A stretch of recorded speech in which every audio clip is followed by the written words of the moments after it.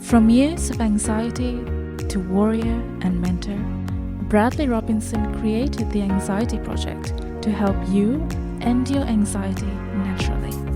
Let's mold the new you and let's end anxiety together. Hello and welcome back to the Anxiety Project podcast number 114. I am Brad Robinson. This episode I am tackling the last three human needs, beautifully laid out by Tony Robbins. And last week we talked about the first three human needs, which were certainty, the need for certainty, the need for variety, which also means the need for uncertainty, and then the need for significance. This week, it's the need for connection, the need for growth, and the need for contribution. Now, before I get into that, I want to go over your comments on last week's episode. Joe_H says, I really connected with the need for certainty. I always need to know whether sensation is a serious health issue. This episode made me more aware of what I need to work on. Thank you. Thank you, Joe, for your comment. Ruth Nicole says, I worked in an office as well, and I actually got tired of the routine. Adding more uncertainty to the draining certainty is needed. Yes, very true, Ruth.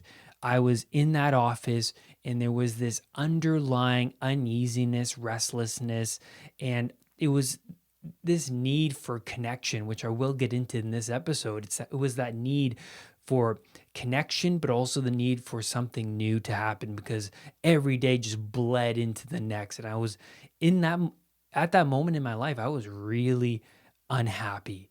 I felt lonely. I felt bitter, and I was just given into all of my desires, those instant gratifications, the junk foods, the pornography, whatever it was, whatever made me feel good for that moment, I went after it because there was just this hollowness within me.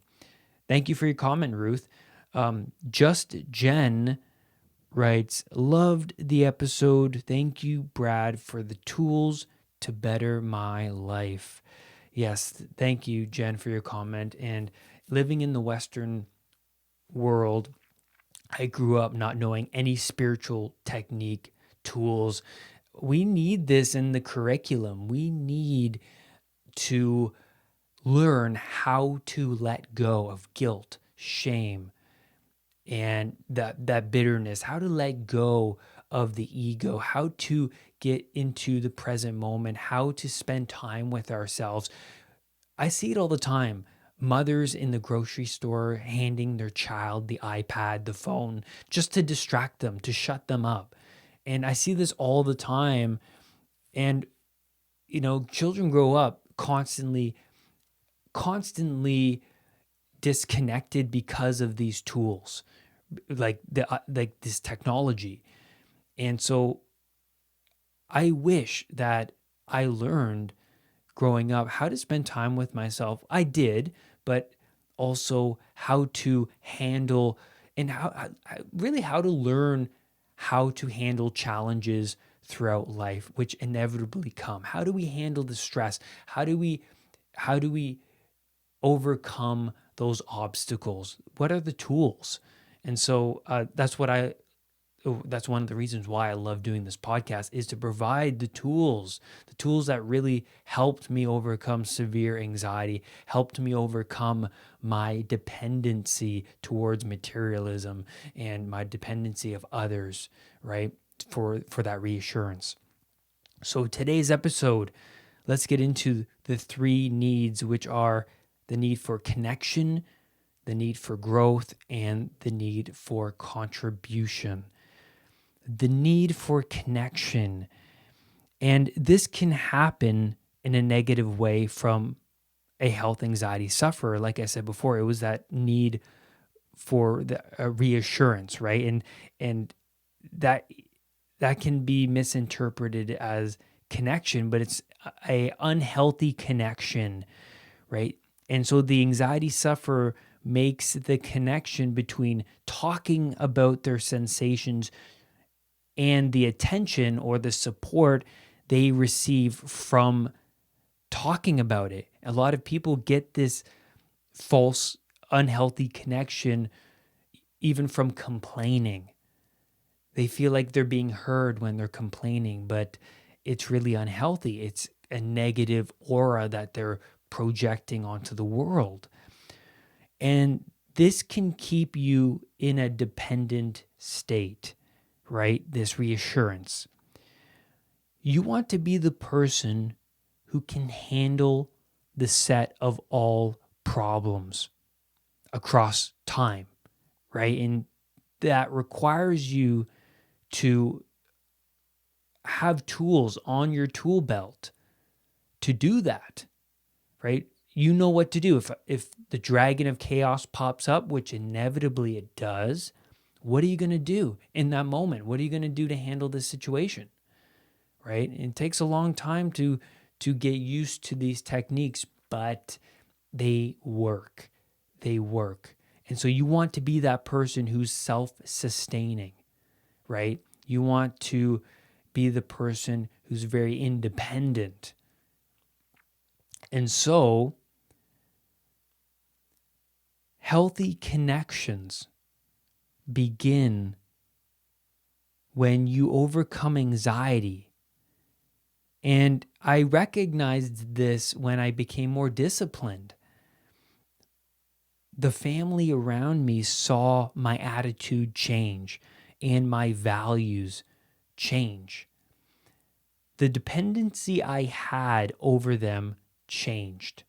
I became more independent. I started to spend a lot more time with myself, learning about anxiety. I spent a lot of time reading by myself, developing this discipline. And whenever I felt the urge to call them for reassurance or talk about my sensations, I would replace that with a recovery video. I would surround myself with the mentors I was looking up to. And so the more self-conscious I became over my faults, over my insecurities, over my challenges, the more open I became to other people. And so I would speak about the small goals I was achieving. Oh, I read this book in the bookstore. Oh, I overcame this panic attack today and I didn't call you for reassurance, or I didn't run out of the building. I stayed there. So I would talk more about my achievements. And then the people around me began to open up to me as well. I remember starting the anxiety project, and an old friend or somebody I knew, he wasn't even a friend. He was a classmate of mine.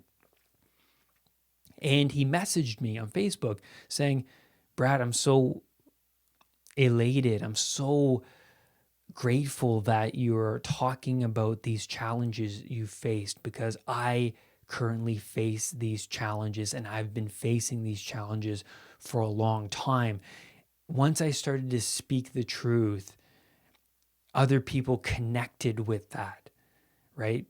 Because for most of my life, I thought it was okay to hold on to all of these challenges, not to tell anybody about the struggles, right? That it was it showed weakness, right, to talk about struggles. But I realized after my recovery that it's actually one of the strongest things you can do is to speak forth the inadequacies, the faults, the struggles that you go through. That's strength. That's power. And it's also freedom. It's freedom. And so I recognized that I was able to connect with other people through my projection of my struggles and what I went through with anxiety. And there's so much beauty in that. There's so much beauty in speaking the truth. And it's freeing, right? The truth will set you free. I didn't really understand this until I started to speak the truth about what I've been through. And so being part of a community where you share your breakthroughs is really powerful. And that's one of the aspects of the Anxiety Project is talking about the challenges, but also talking about your breakthroughs as well. And my channel is all about breakthroughs. It's all about progression, right? All of my videos and podcasts and blog posts, these are about how can we better our lives? How can we overcome the challenges, the tools and techniques? That's what you want. You want information to put you in formation towards your higher self. And so you want to surround yourself, you want to subject yourself to people who overcame similar challenges as you, and they emit that positivity, that positive energy. You want to surround yourself because it's toxic, right? Because when you're subjected to somebody, or when you're surrounding yourself with somebody who's, who's at a higher place than you, who's at a more successful point in their lives, instead of that envy, which always comes up, by the way, that envy always emerges. But the more you just ignore that envy or push that envy aside, the more you subject yourself to these people, the more you're going to absorb their tools, their techniques, their words, their positive energy. And so when you can look at it like attracts like, right? Like attracts like. So if you're on those forums where people complain about their symptoms all the time, you're going to be in that anxious identity for a longer period of time. You're just going to be stuck there. You want to be around people who relate to your story, but also got to a better place in their life. And people's energy emits, right, because of their emotions. So if they have someone has negative emotions, they're emitting a negative energy. If they have positive emotions, they have a positive attitude, they have a developing mindset, they are emitting a positive energy that attracts people to them, right? They manifest the positives. And so let's get into the next need, the need for growth. And when we grow, and when we see ourselves growing, we overcome a small goal that we're working on, we get a dopamine kick from that growth. And so watching recovery videos at home when I was struggling with health anxiety, and I was watching these recovery videos from people who overcame anxiety and who are talking about tools and techniques to overcome anxiety, I was taking notes. And this was the beginning of my journey. And I remember recognizing when I was taking these notes and I was watching these videos and I wasn't doing anything else but that, I was recognizing that my day was more meaningful, that I was growing in some way. I didn't tell myself, oh, wait, I'm growing. It was just unconsciously, I was just manifesting this new uncertainty that I needed, this positivity, right?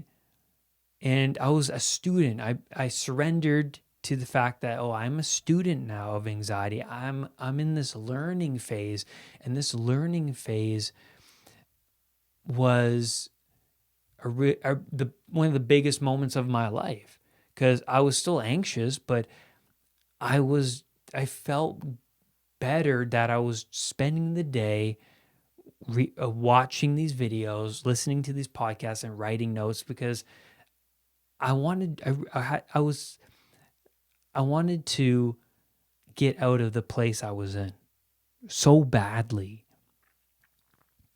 And then I started to read in the bookstore. I started to challenge myself with these small goals. Okay, I want to go to the bookstore and I want to read, sit in that bookstore and read for a couple hours. And then I started to do that. And I recognized, oh, wait, I can do that. I can sit here. I never thought I could do that before. I wasn't a reader before. Now I'm in this bookstore. I read for 2 hours. Look how many pages I got through. I got through 50 pages of this book. I couldn't do that before. So I started to get these dopamine kicks that, I started to prove my old self wrong. All of these negative thoughts, the thoughts that prevented me from going into that bookstore, the thoughts that prevented me from watching those recovery podcasts or watching those recovery videos and writing down notes. I started to overcome these negative thoughts, and I kept getting those dopamine kicks, and that kept me going through the recovery process. So you have to set the bar low enough so that you can attain it, you get the dopamine kick, and then you can continue going up the ladder, right? And that's really important.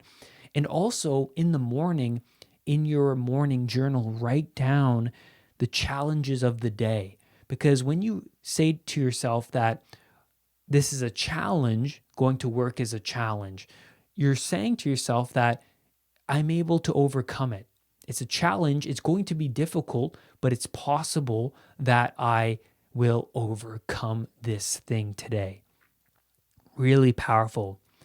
So you have to burn off the dead parts of ourselves over time, the parts that are not working for us, the negative programs that have been installed within us early on in our lives. All of our thoughts come from negative or positive programs, the programs that have been installed within us, right? We could have installed all of these negative programs within us over time and cementing these programs through our actions and behaviors, through our habits, right? And so we have to uninstall these negative programs. And to do that, we have to change the circuitry. And to change the circuitry, we have to adopt and replace bad habits with new positive habits. And through those positive habits, we change our identity. So ask yourself, are there things that I want to change, but I can't seem to change? So take inventory. What are the habits that you want to change, but you find it very difficult to change? And that's the beginning of a new challenge. Overcoming one challenge, setting that bar high enough, picking that challenge and then working at it will get you that dopamine kick. And then you burn off that old habit, right? You replace that old habit with a new one. And so you're burning off that dead part of you. You're uninstalling that program that has been running your life possibly into the ground, right? In a negative way, right? That program has been infecting you. It's toxic. And so no one wants to see a 30-year-old, 20-year-old.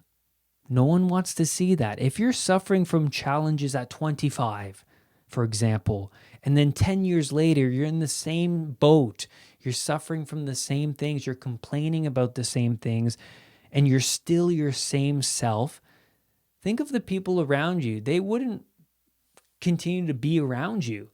They'd think, oh, look at this guy. He's still the same way, still the same guy as if he was still 25.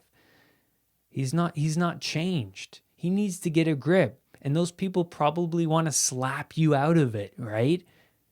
If you're the same person, that's not good, right? You don't want to be the same person. You want to grow. You want to continue to burn off the parts of you that are not healthy, right?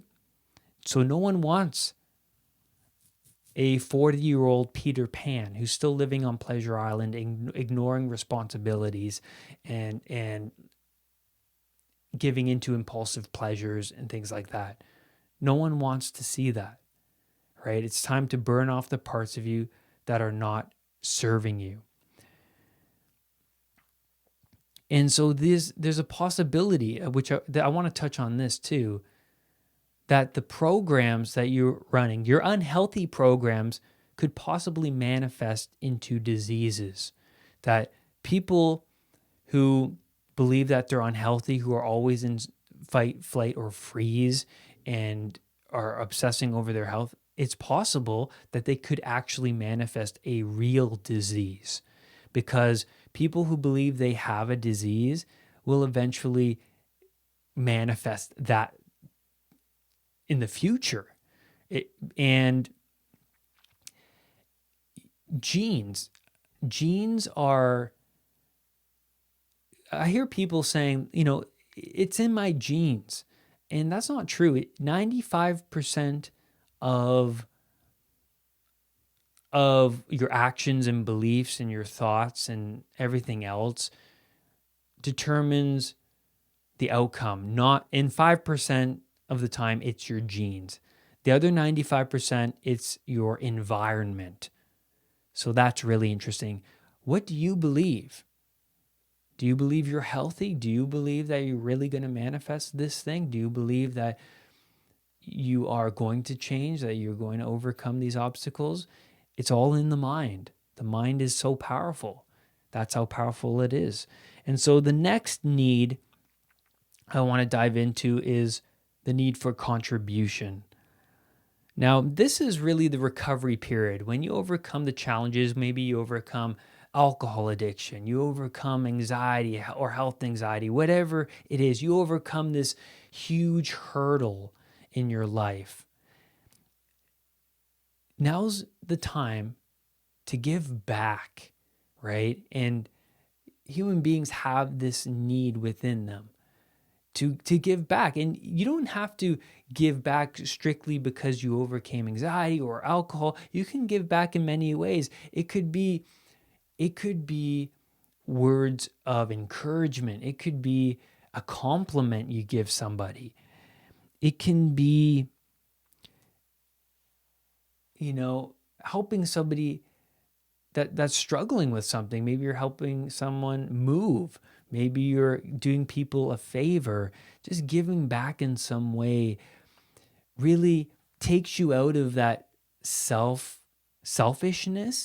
and it brings you into more of the present moment. It brings you more into the moment, and you're thinking of other people rather than yourself. And that's really the goal of recovery, is to, how can you give back? Because when you overcome anxiety, you're going to emit this positive energy. You're going to emit this different, you're going to manifest different things. And you're going to manifest different people. You're going to manifest different jobs, even your priority shift, especially mine. And so when I was working in an office before as an editor, I had this longing for growth and connection. It was just pulsating from within me. And that's when I began to read A New Earth by Eckhart Tolle. That was the first self-help book I read, A New Earth. And it's a powerful book, man. It talks about the ego. It talks about how to be in the present moment, how to disconnect from the ego, why the ego is toxic, and how to have that presence, right? And that's when I started to get outside of my mind and then into the present moment. But it was only for a short period of time, right? But the reason why I'm telling you this is because at this moment, it was the first spiritual awakening I ever had, where, oh my God, I don't have to be stuck in my mind, that I can actually observe these thoughts and not buy into them. That was eye-opening. That changed the game for me. That's when I realized that, oh wait, I've been looking at things all wrong.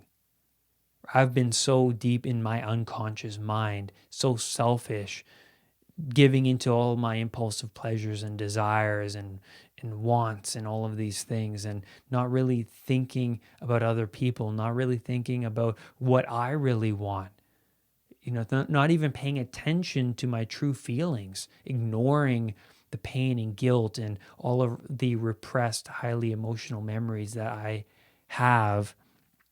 And so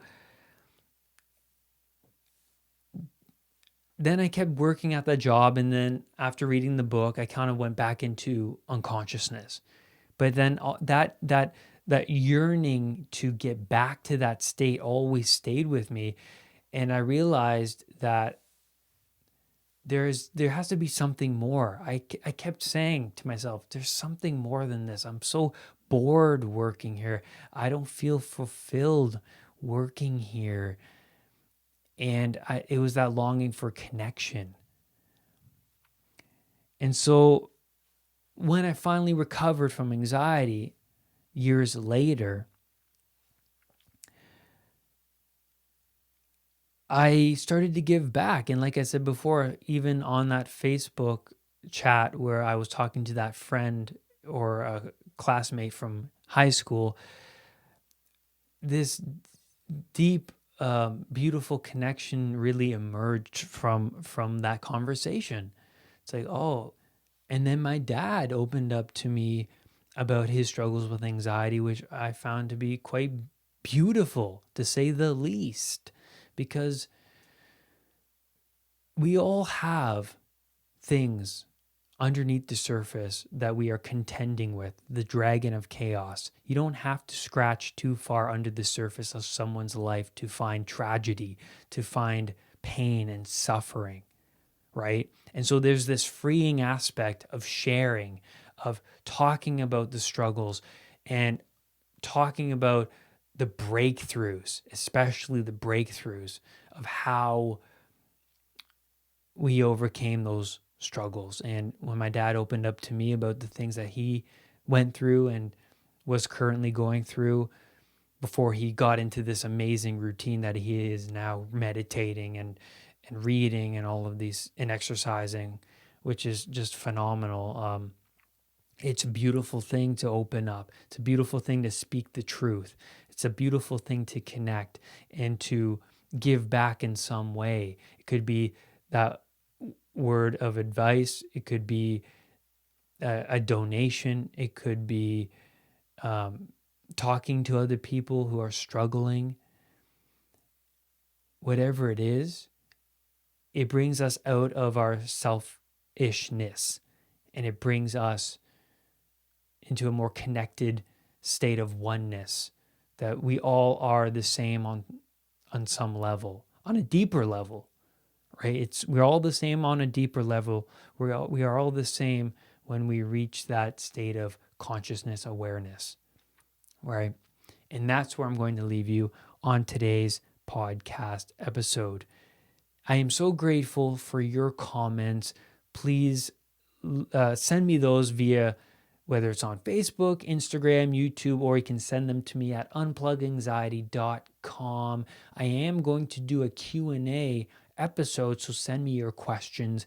And lastly, remember, do not let anxiety define who you are.